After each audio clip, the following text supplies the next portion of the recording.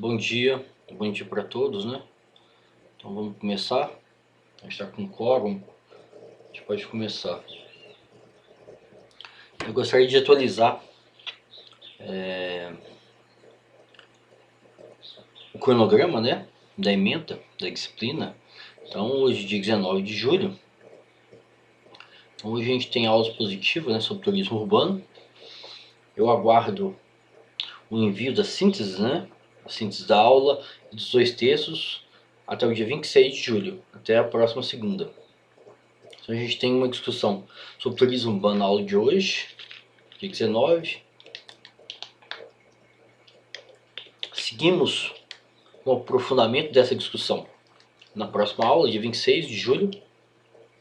Depois, no dia 2 de agosto, a gente entra no último tema da disciplina, né, no último tópico, que é turismo de realidade.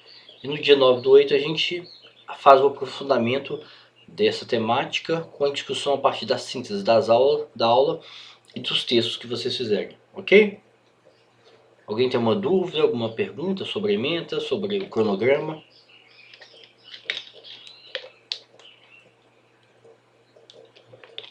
Hein, gente? Pode falar.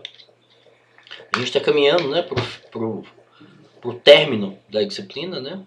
Faltam algumas aulas. Depois você entrega do trabalho final, né? Dia 16 de agosto. Depois a correção e exame especial, ok?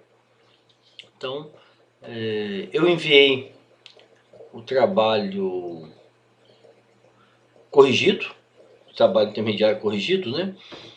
Eu enviei o trabalho, não, enviei as notas, né? Vamos dizer as notas no Moodle. Todo mundo recebeu a nota? E, gente, Alexis, Glauci, Vanessa, podem falar, podem se manifestar. Selma, Evelyn, Débora, Gabriele, Jéssica. Eu recebi o trabalho, Marco a nota. Antônio, Hanna. Se alguém tiver dúvida em relação à correção, é só me enviar um e-mail, né? E aí eu passo o trabalho corrigido por e-mail, ok?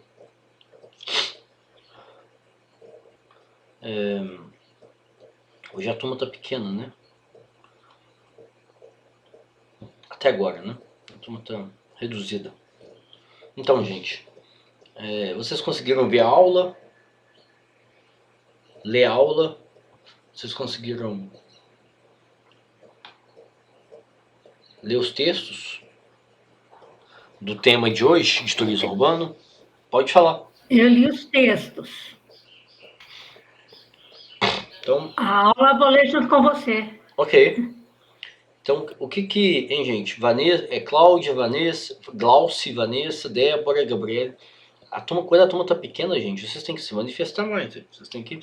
Vocês não podem ser a maioria silenciosa, não. Jéssica, Evelyn, Marco Antônio, Hanna. Então, o que chama a atenção de vocês? Chamou atenção, né? Nessa discussão sobre turismo urbano. Eu vou reformular a pergunta, né? Vocês já ouviram esse tema? Vocês conheciam esse tema, turismo urbano?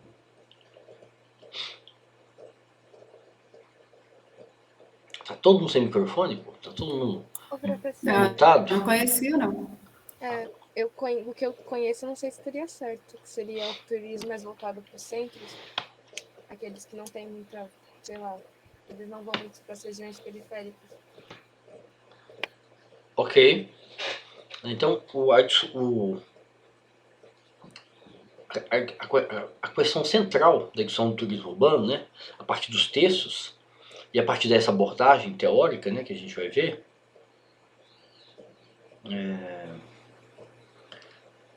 tem a ver com um conceito, né, que esses autores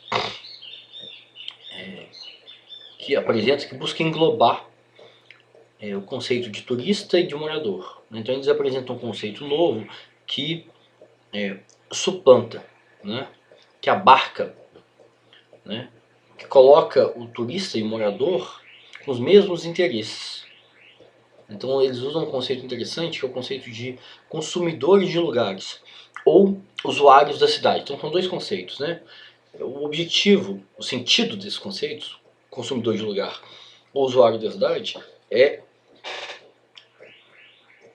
englobar, abarcar o conceito de turista e de morador, de visitante e de visitado.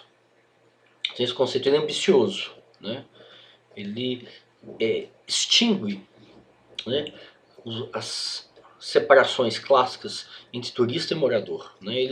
Ele chama atenção, ele dá ênfase para os pontos em comum que tem o turista e o morador. Isso aqui é interessante, né? Então, é uma discussão ambiciosa. Então, aquela definição clássica da Organização Mundial do Turismo, né, da OMT, do turismo, né, que implica em deslocamento, implica em pernoite, né, e etc., essa definição vai para o espaço, né? Então, essa discussão do turismo urbano, ela abole a definição da OMT, da Organização Mundial do Turismo. Ela vai além dessa definição convencional, né? Ela chama atenção para os pontos em comum entre os turistas e os moradores, entre os visitantes e os visitados. Ou seja, para o turismo urbano, a categoria pivô não é a economia. Né? A categoria pivô não é o desenvolvimento econômico gerado pelo turismo. Né? A categoria pivô é o consumo dos espaços urbanos. Né? Daí o conceito, consumidor de lugar ou usuário da cidade. E esse consumo não passa por deslocamento, não passa por pernoite. Né? Esse consumo foca especialmente o morador. Né? Ele se desloca do foco no turista, né? Que é a abordagem convencional, a abordagem hegemônica. Ou seja, o consumidor de lugar, ele engloba turistas e moradores, visitantes e visitados. Mas ele está interessado principalmente nos moradores, né? Como que os espaços urbanos, eles são consumidos pelos moradores, muito mais que pelos turistas. O turista também consome, claro, mas o público principal dos atrativos turísticos, né, dos museus, da paisagem urbana, dos bairros, né, não são os turistas. O público principal são os moradores. Né? Então aí tem uma discussão sobre a metrópole. Né? Como que a metrópole, ela tem uma oferta muito ampla de atrativos, né, culturais e turísticos que vão atrair os moradores. Né? Vão atrair os moradores. Não só, aí o texto, né, que vocês leram é sobre São Paulo, vão atrair os moradores da metrópole, né, de Belo Horizonte, de São Paulo, mas também do seu anel metropolitano, né, da sua região metropolitana. Então, Belo Horizonte tem 2,5 milhões de moradores, de habitantes. O seu anel metropolitano tem 5 milhões de habitantes. Então, como que o turismo urbano ele foca no morador, né, foca nesse usuário da cidade que é morador, não foca no desenvolvimento econômico do turismo, né? Então, a discussão do turismo urbano passa pelas políticas públicas, não passa pelo mercado, né? Passa pelas políticas públicas. E como que essa mudança de foco, né, do turista para o morador, colocando os dois, né, apontando pontos em comum entre ambos, né? Por isso eles oferecem para a gente um conceito que abarca, que é o conceito de consumidor de lugar, né, o usuário da cidade, como que isso joga luz sobre as políticas públicas. Então, como que as políticas públicas devem fazer circular esse consumidor de lugar, que é morador, né, que mora na metrópole, né, que mora em São Paulo, que mora em Belo Horizonte, e que mora na sua região metropolitana. Deve fazer circular esse consumidor para ele se apropriar, né, dos espaços urbanos. Então é uma discussão bem interessante, porque ele desloca do mercado para a política pública, desloca do turista para o morador, né, entendendo que turista e morador são consumidores de lugares, ou seja, as diferenças entre turistas e moradores são menores, né, o que é interessante são os pontos em comum, né, ambos estão interessados no consumo da paisagem urbana, no consumo simbólico, né, mais no consumo simbólico da cidade do que no consumo de serviços e bens materiais, né? Então, desloca para a política pública, né? O foco não está no mercado, está na política pública. O foco está no consumidor de lugar que é turista, mas principalmente no consumidor de lugar que é morador, né? Então, como que as políticas públicas podem promover o turismo urbano?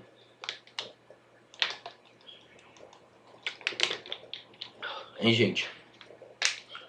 A partir desses pontos que eu estou lançando para vocês, como que as políticas públicas podem promover o turismo urbano? Podem fazer circular os moradores da metrópole, né, que moram em Venda Nova, que moram no Barreiro, que moram, né, nas 9 regionais da metrópole, e especialmente os moradores do anel metropolitano, da região metropolitana, né, de Vespasiano, Santa Luzia, Ribeirão das Neves, né, Contagem, Betim, Vespasiano, eu já falei, né? Como que os 32 municípios que fazem parte da região metropolitana, né, e que abarcam 5 milhões de moradores, né, 5 milhões de consumidores do lugar, como que a política pública do município pode fazer circular esses consumidores de lugar? Vocês têm algum exemplo para trazer para a gente começar a avançar na discussão? Bom, eu acho que, primeiramente, a política pública deve tornar a cidade atrativa para o próprio morador. Um parque, por exemplo, bem cuidado, com atrativos para o próprio morador, como assim em Curitiba, que tem vários, né? Fala no texto, tem vários parques que as pessoas vão lá visitar os parques. E aqui em Belo Horizonte, aquele conjunto da Praça da Liberdade, né, que é um atrativo para os moradores, é também um atrativo para o turista que vem de fora. E a feira da Afonso Pena, né, atrai não só os moradores, como pessoas em volta, né, para fazer compras e gente que vem de longe mesmo. Então, eu acho que realmente a política pública tem que fazer o lugar atrativo para o morador e, consequentemente, vai atrair os turistas. Sem dúvida, Selma, sem dúvida.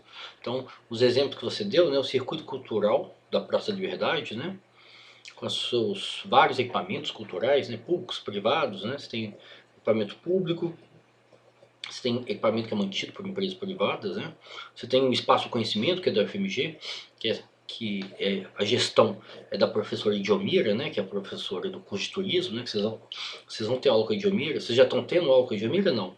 Então, Não, ainda não. ainda não. Então, no próximo semestre vocês vão ter, né? Ela é economista, né? Trabalha com economia do turismo e é gestora do Espaço Conhecimento, que é esse centro cultural lá na Praça da Liberdade, no circuito cultural da Praça da Liberdade, né? Então ela vai poder trazer vários eventos. Ela estudou, na tese de doutorado dela, ela estudou em Inhotim, o impacto de Inhotim, né, no desenvolvimento regional. Então vocês vão aproveitar muito essa discussão com a professora Diomira. Então, isso que a Glaucia, isso que a Selma chamou atenção, né? Desses atrativos públicos, né? Mas a pergunta é como, né? Então, sem dúvida, a pergunta é como fazer circular a população.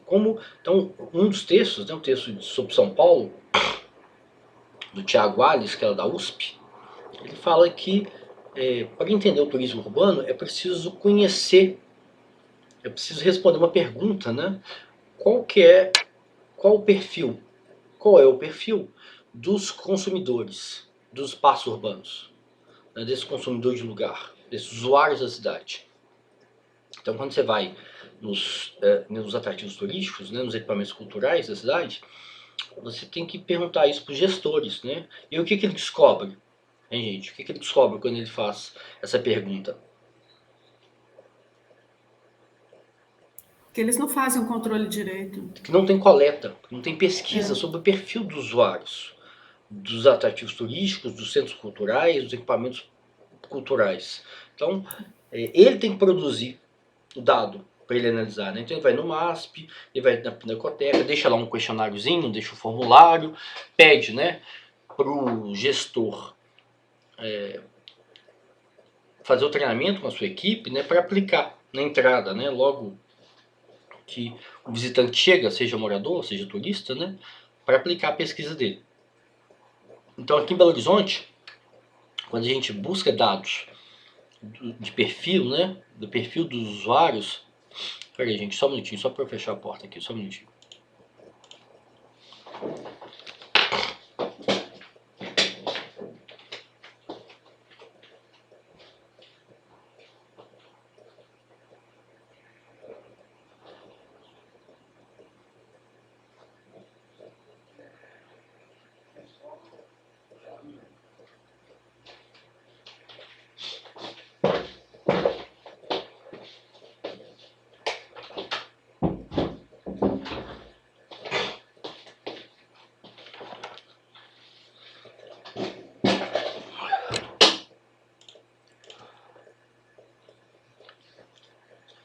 Oi, gente, voltei.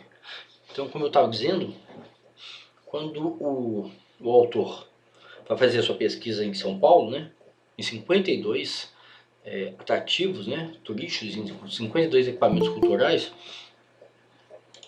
ele descobre que não há pesquisa de perfil de público. Então, esse é o primeiro ponto, né, para entender, né, para a política pública promover o turismo cultural, né, fazer uma pesquisa contínua, né, uma pesquisa permanente, né, de perfil de público. Entender quem que é o público, né, quais são os perfis de público dos equipamentos culturais. E aí sim você vai identificar que grande parte dos consumidores de lugar, né, como o texto usa esse conceito, são moradores.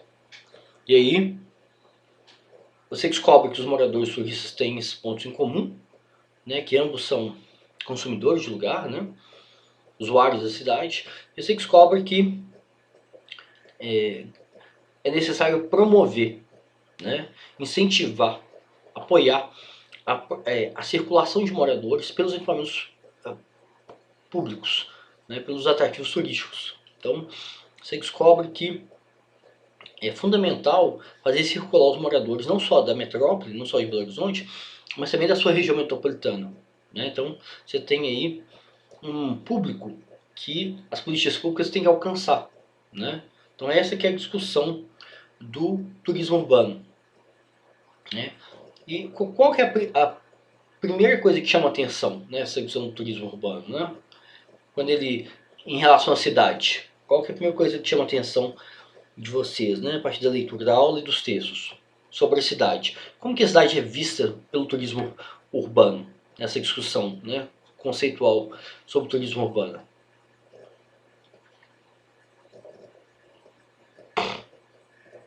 Hein, gente, pode falar.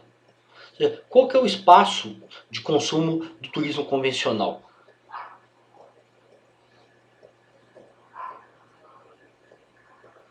Turismo convencional é mais a parte histórica, né, museus, os lugares maiores, mais conhecidos. Mas assim, quando a gente pensa na cidade, a gente pensa na cidade como receptor ou como emissor?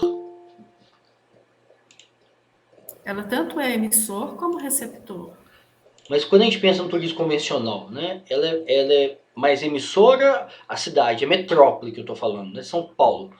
Ela é mais emissora ou ela é mais receptora? Mais É emissora. como o segundo texto fala, antigamente a cidade era um aglomerado, né? E as pessoas saíam para outros lugares, tiravam férias das indústrias e saíam para outros lugares para fazer turismo para relaxar. E aí o turismo urbano passou a ser, a cidade passou a ser um destino desse relaxamento, dessa procura por cultura, compras. Isso, exatamente, né? No turismo convencional, no perfil do turismo convencional, né, de massa, o atrativo turístico para os turistas normalmente é um espaço de relaxamento, né? Normalmente está associado com um espaço de lazer, entretenimento, associado com a natureza, né? A praia, né? Cachoeira, são esses espaços, né? Ou seja, a cidade normalmente é uma emissora de turistas, né? As pessoas fogem da cidade, né? Elas associam a cidade com o trabalho, com a poluição, com a cobrança, com a violência, com o trânsito, e etc. Então, o primeiro ponto que os autores, né, que apresentam essa abordagem conceitual teórica sobre o turismo urbano, o primeiro ponto que eles chamam atenção é romper essa dicotomia, né, entre a rotina e o cotidiano, né, o extraordinário, né. Então, eles chamam atenção para que a cidade deixe de ser um espaço, há uma valorização da cidade, né, a cidade como um ambiente urbano, como um espaço de diversidade, um espaço de riqueza, de interação, né. Então, a cidade antes era considerada um espaço feio, assim, antes não, né, preponderantemente no turismo convencional, quando as pessoas buscam, né, esse tempo e esse espaço de lazer e entretenimento na natureza, a cidade é associada com um espaço sujo, poluído, congestionado, de violência, de pobreza, né? Então, esse é um ponto interessante, não é? O turismo urbano vai chamar a atenção, né? A cidade não é apenas um polo emissor de turistas, né, de onde partem visitantes para destinos cujas atividades tendem apenas a realçar experiências distantes do cotidiano.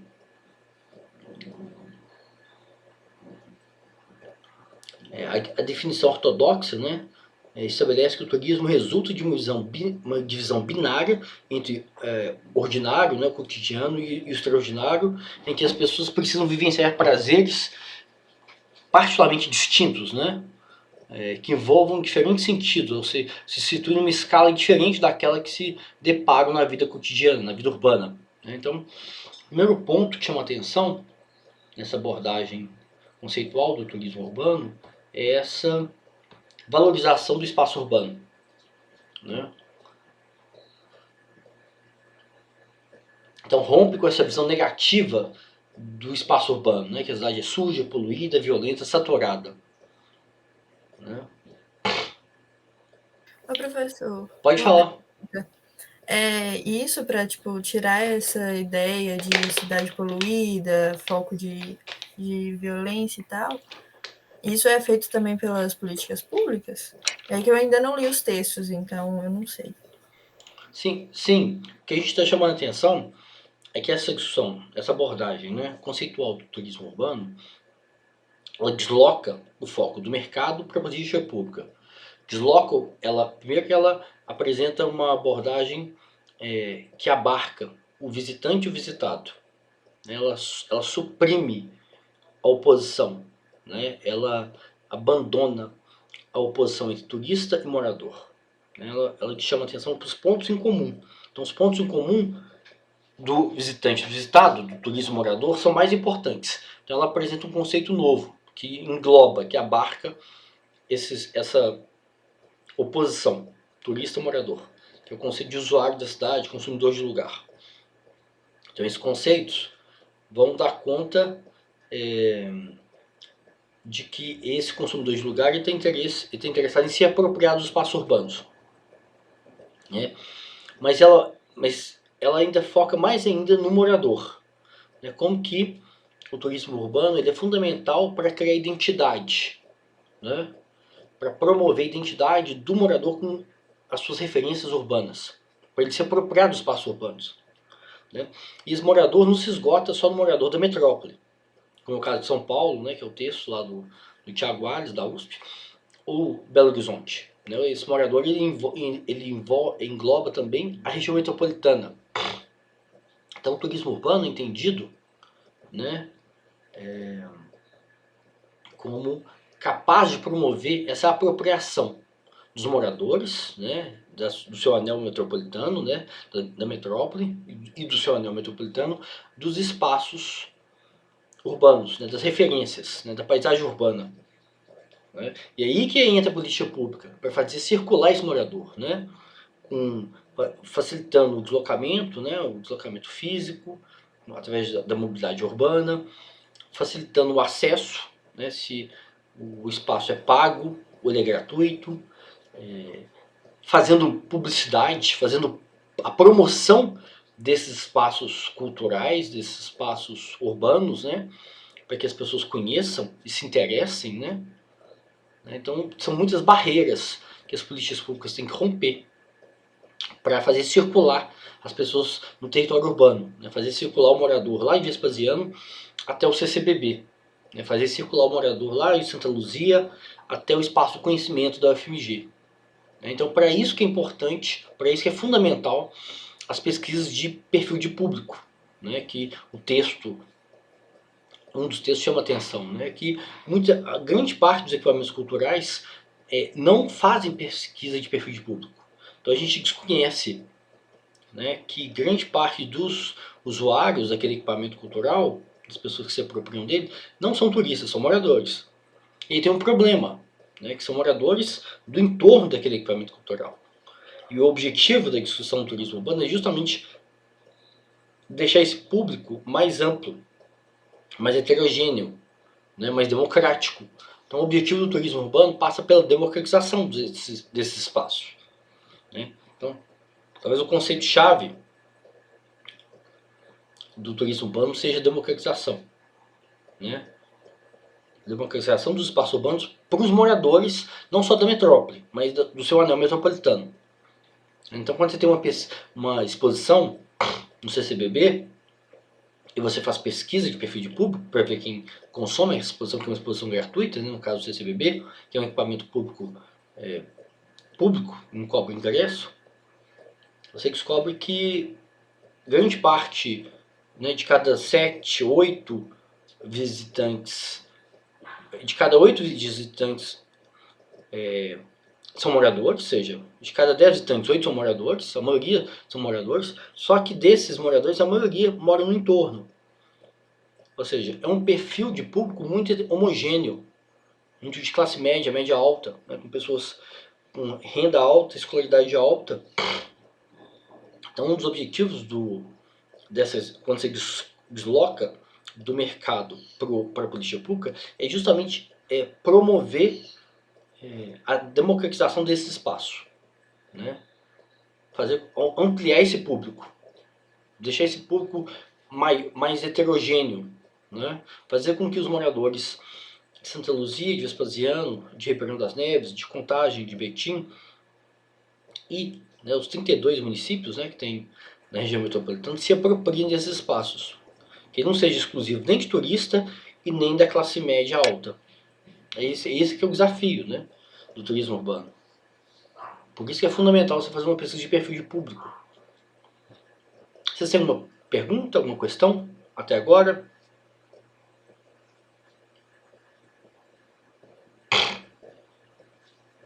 Agora eu entendi, professor. Obrigada, viu? Nada. Professor, Pode falar, Volquê. bom dia para Bom dia. e para todo mundo, pessoal. Então, o conceito básico de turismo é deslocamento de uma cidade para outra, para se divertir, para entretenimento e tudo mais. Quando a gente fala de turismo urbano, isso seria meio que contrassenso, uma vez que você está na sua cidade, não seria turismo. Não é isso?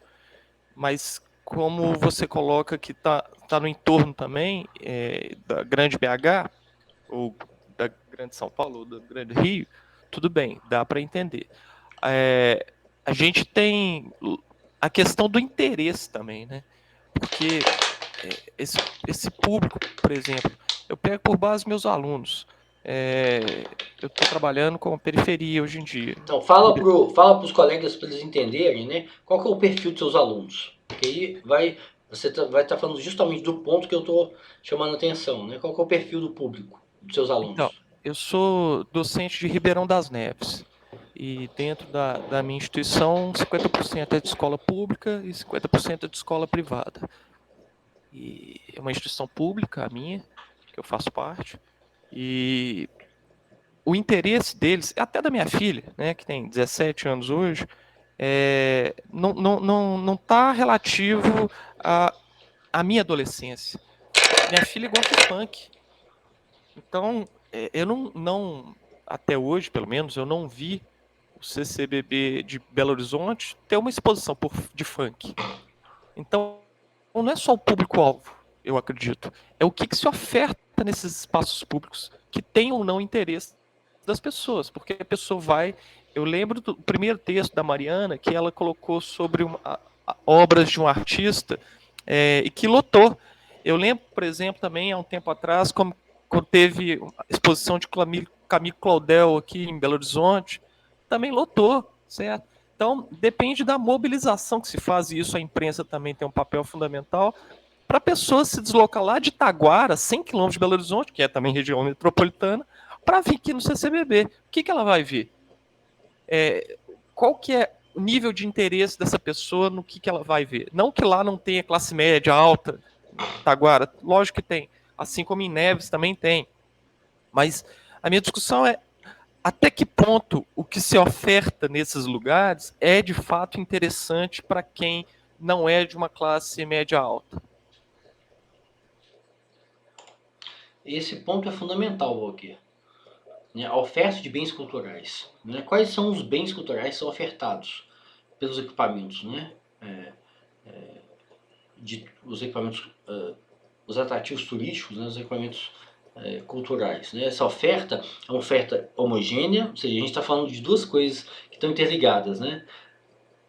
O perfil do público é homogêneo e a oferta de bens culturais também é homogênea. Ou seja, você está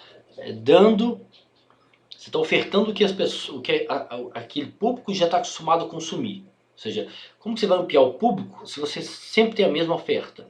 Né? Ou seja, se é uma oferta muito restrita, né? Artes plásticas, escultura, ou seja, tem um exemplo, né, que a gente pesquisou, a gente fez uma pesquisa, eu e Diomira, professora Diomira, né, que vocês vão ter aula no próximo semestre, que é diretora, né, que é gestora do Espaço do Conhecimento do FMG, lá no Circuito Cultural da Praça da Liberdade. Então ela tem uma experiência, né, como gestora muito rica, muito interessante. Então tem uma pesquisa que nós trabalhamos juntos, que é no Museu da Imagem e do Som, né, que é o cinema, eu já contei esse caso para vocês, eu acho, o Cine Santa Teresa. Então o Cine Santa Teresa pertence ao Instituto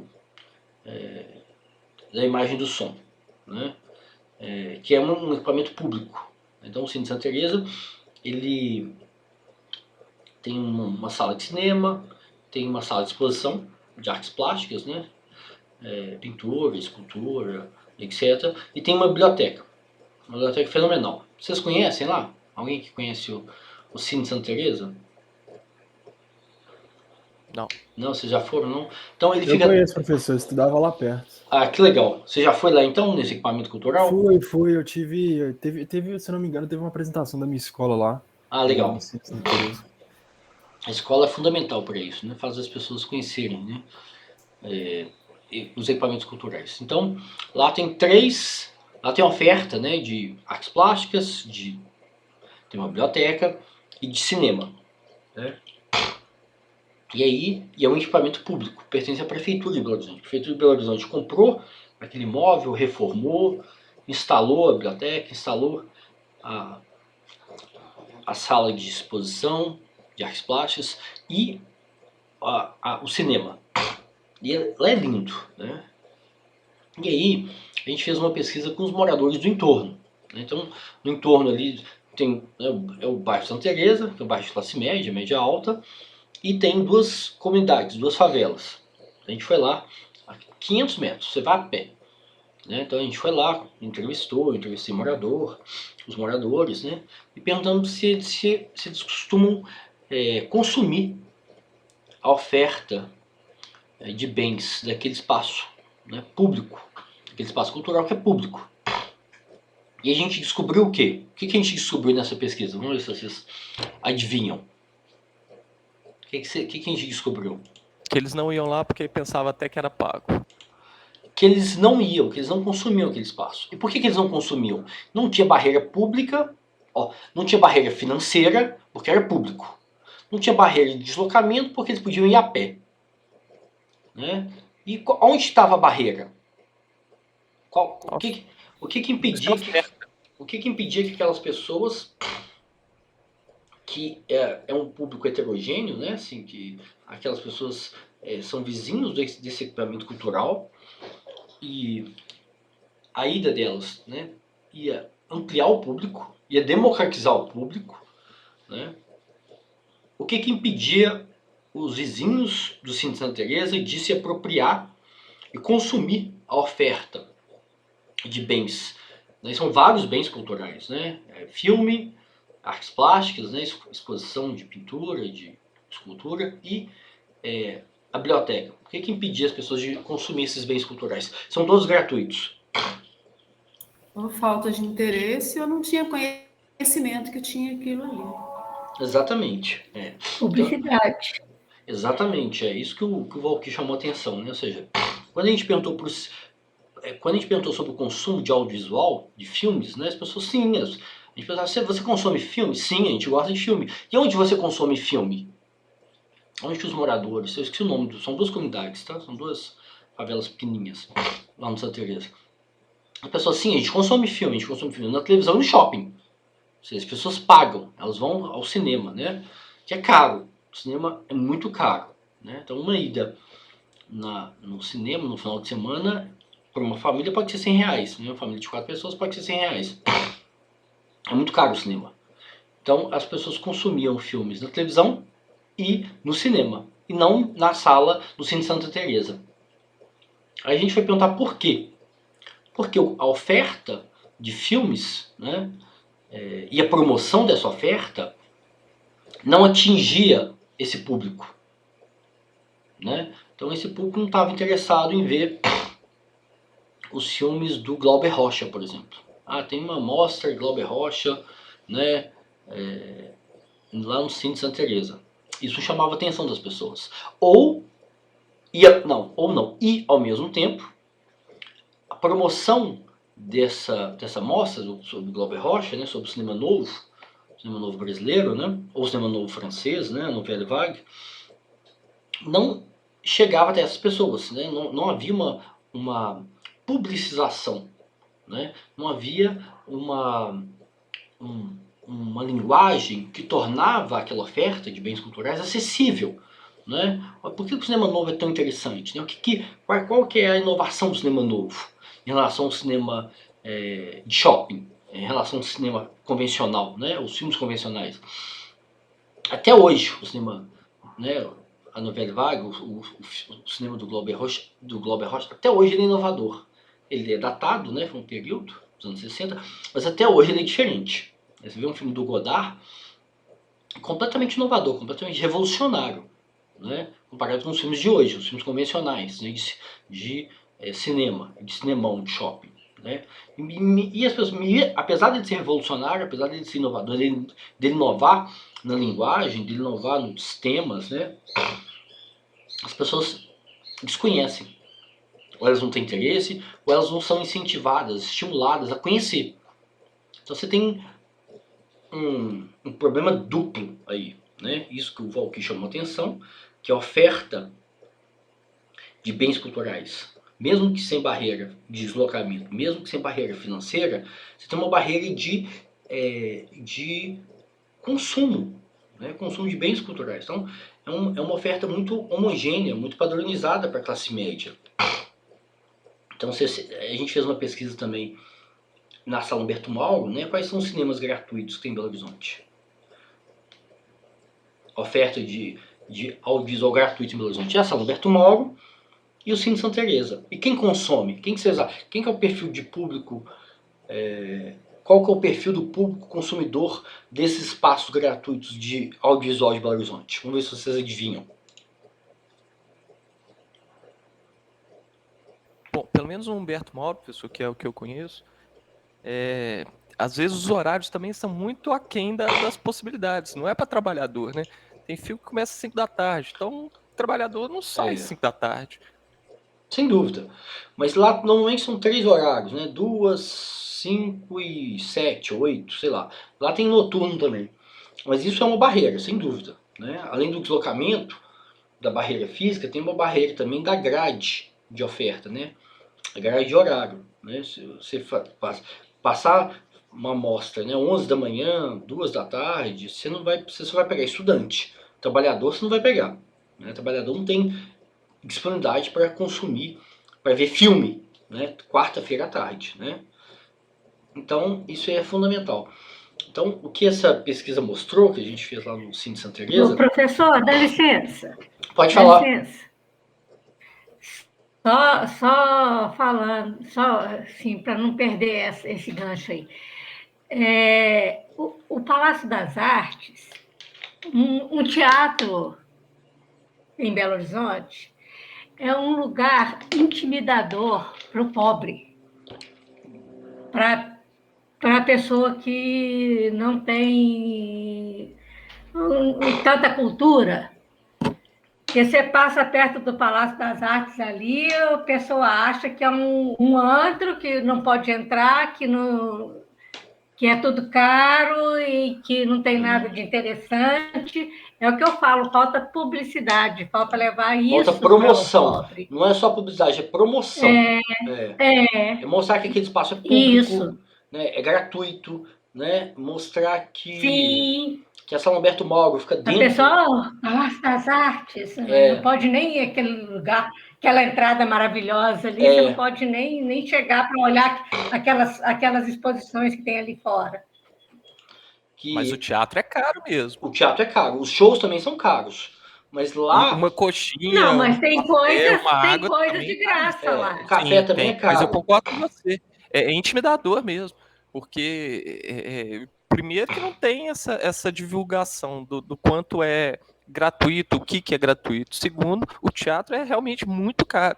A gente teve um incêndio lá, fizeram toda uma propaganda de o teatro é nosso e tal, mas depois que ele reabriu com preços altíssimos, sem condição. Sem dúvida. Então isso que a Selma está chamando atenção, o que o Valquírio está chamando atenção, é fato. Ele intimida mesmo. Por que ele intimida? Porque as pessoas, os trabalhadores, as pessoas que moram, né, em Belo Horizonte, na metrópole, e moram no anel metropolitano, na região metropolitana, né, identificam esse espaço, né, de consumo cultural como espaço da classe média alta. Né, de gente branca, de gente com curso superior, de gente que mora no entorno, né, que mora no Centro-Sul, que mora em bairros de pessoas privilegiadas. Então você tem uma identificação com um perfil no imaginário coletivo, né? No imaginário de quem passa de ônibus ali, né? De quem trabalha o dia inteiro na Savassi e vai para a cidade de dormitório, né? Vai para Neves, vai para Vivenda Nova, né? Que é uma regional de Belo Horizonte, vai para o seu bairro dormitório, a pessoa que passa ali de ônibus vê ali como um espaço segregado, né? Um espaço isolado, né? Segregado da vida urbana comum, do espaço comum, do espaço urbano comum, né? Como se fosse um espaço de elite, né? E tudo segrega, né? Você viu a localização segrega porque é longe, né? O Palácio das Artes é longe das regionais, né? Ele é no centro, no centro-sul. Ele é longe das cidades da região metropolitana. As pessoas acham que é pago, né? Então falta muita informação, falta muita promoção, né? Tem que ter canais de comunicação com a população que informem que praticamente tudo ali é gratuito, né? Tirando o café, que é caro, tirando o show, né, do Caetano Veloso, que é R$300 o ingresso, né? O show do Ney Matogrosso, que é R$300 o ingresso, tirando os shows no grande teatro, a maior parte da oferta de bens culturais naquele equipamento é gratuito, como o parque, né? Como o parque municipal, está do lado, né? Eles estão colados, o parque municipal. O parque municipal, qual que é o perfil de... Vamos comparar, então, vamos comparar esses dois equipamentos culturais, né? Qual que é o perfil, né? Já que a gente não tem pesquisa de público, né? De perfil de público, já que os equipamentos culturais não fazem isso, vamos adivinhar, né? Já que a gente está no escuro, a gente não tem informação, que essa informação é fundamental para o turismo urbano, né? Para a democratização desses espaços de oferta de bens culturais. Vamos adivinhar. Né? São dois equipamentos culturais que estão colados, estão no mesmo terreno, né? O Parque Municipal e o Palácio das Artes, que tem uma oferta gigantesca, né, de bens culturais. Qual que é o perfil de público do Parque Municipal? Provavelmente classe média baixa. Isso, classe popular, classe C, classe D, né? Qual que é o dia, qual que é o pico, né? Vamos pensar na semana, né? Vamos pensar no consumo daquele espaço. Um espaço... Domingo. Isso. E por que domingo? Porque, além da feira hippie, você tem a questão dos parques, dos brinquedos, de Não, do andar no trabalho. vizinho. É por que domingo? Porque as pessoas têm folga domingo, não é Certo. isso?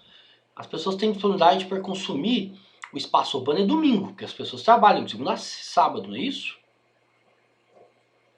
Então, E quando lá tem a orquestra, esse povo participa, Isso. porque tem propaganda da orquestra. é gratuito, não Não é é que isso? não gosta. Não, e é gratuito, gratuito, também, porque tem- muitas vezes tem a orquestra propaganda. cobra. Muitas vezes é para você ver uma apresentação musical, né, de música clássica, né, é num ambiente, né, fechado, né, é na sala Minas Gerais, ou é no grande teatro, né, então é pago, é caro. Então domingo é o dia que você tem um pico de apropriação cultural daquele espaço, que é o Parque Municipal. E no equipamento do lado, no Palácio das Artes, qual que é o dia pico de consumo daquele espaço? Né? O dia que tem mais público. Deve ser sábado à noite, né? Qual que é o sexta-noite, sábado-à-noite, né? O dia das... Né? Sexta e sábado-à-noite. E qual que é o perfil do público? A classe alta. Classe B, classe A, né? Ou seja... Então, é interessante isso, né? Os dois espaços são dois equipamentos culturais, né? Dois equipamentos públicos, contíguos, né? E tem públicos completamente distintos, né? Então, o Parque Municipal, as pessoas vão para relaxar, para ficar na natureza, para andar, né? Sem trânsito lá dentro, né? Não tem carro, a circulação é muito restrita, né? De veículo. Tem brinquedo para criança, né? As pessoas vão levar os filhos para se... Tem um brinquedo pago, que são aqueles parquinhos, né? Tipo o Parque Guanabara, aqueles brinquedos da década de 80. Tem brinquedos que são gratuitos, né? Você não paga, né? Tem música, né? No domingo tem apresentação da Sinfônica ou da Filarmônica, né? Etc. E as pessoas fazem piquenique, né? Elas levam a própria comida, então o custo é menor. E do lado você tem o público consome lá de dia, né? Você tem um público de estudante que consome cinema, exposição de fotografia, de artes plásticas, de escultura, dia de semana. É o público aluno, né? Estudante como vocês, tem muito tempo livre, né? Podem ir lá segunda tarde, terça tarde, quarta tarde, quinta tarde, e no horário de pico dos shows, que é sexta à noite, sábado à noite, que é pago. Então, são dois equipamentos culturais contíguos que têm públicos completamente diferentes, né? E aí que entra a política pública, né? Como democratizar, como ampliar o público do Parque Municipal, como ampliar o público do Palácio das Artes, né? E aí a gente tem um outro exemplo que é bem interessante também, que é o exemplo lá do Cine Santa Teresa. Você tem um equipamento cultural, que tem uma oferta variada de bens culturais, incrustada no centro do bairro, né? E que o perfil do público é de classe média alta. Mulheres brancas, né, com curso superior, moradoras da Regional Centro-Sul, de Nova Lima, etc. Ou seja, aquele equipamento cultural no bairro, né, no centro do bairro, poderia atender a classe média alta, poderia permitir uma diversidade de público, né? Uma heterogeneidade, uma mistura, né? Talvez um termo bom seja esse, né? Uma mistura socioeconômica, uma mistura de um público heterogêneo, né? Um público da favela, um público de estudantes da Fafiche, de classe média, um público de moradores do Funcionários, moradores do Sion, de Lourdes, né? Dos bairros de classe alta, média alta de Belo Horizonte. Então esse equipamento poderia permitir essa mistura social, mas não permite. Hein, gente? A gente está com um probleminha aqui, que o Meet agora, ele tem um limite, vocês sabem, né? Vocês ficaram sabendo disso? 1 hora, depois É, cai a reunião. Tem que 1 fazer hora. outro dia. Falando ali que já está quase no fim. Então a gente vai ter que fazer um intervalo agora, isso é novo.